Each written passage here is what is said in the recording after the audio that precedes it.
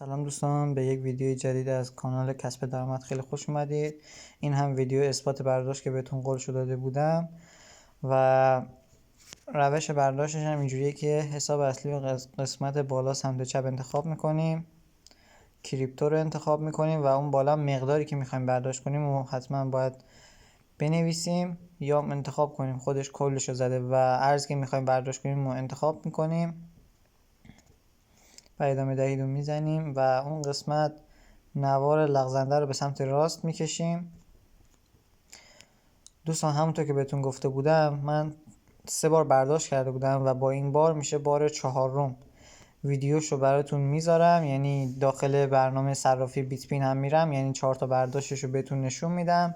داخل این سایت هم 4 تا برداشتشو بهتون نشون میدم که بهتون ثابت بشه واقعا قابلیت برداشت از این سایت وجود داره. خب این قسمت اونو که کشیدیم پرداخت کنید رو میزنید.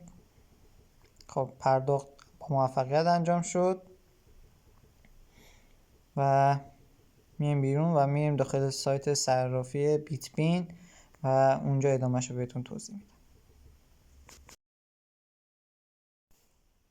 خب دوستان از این قسمت برای اینکه بهتون ثابت بشه که واریز کردم، واریز رو انتخاب میکنیم و اون 4 تا واریز که لایت کوین بود بهتون گفتم اولیش اینه، دومیش هم اینه و سومیش هم این و چهارمیش هم اینه که ساعت 8:26 امروز برداشت کردم، 17/11/1403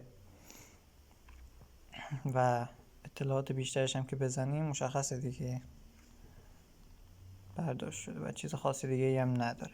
و همونطور که گفتم داخل سایت هم باز میرم اونجا هم براتون نشون میدم که شده 4 برداشت. دوستان همونطور که گفتم 4 تا برداشت دارم و الانم 4 تا برداشت در این قسمت هست و امتیاز منم 68. هرچی که بیشتر فعالیت کنید امتیاز بیشتری هم میگه این داخل این سایت و باعث میشه که میتونید راحت‌تر و بیشتر برداشت رو داشته باشید.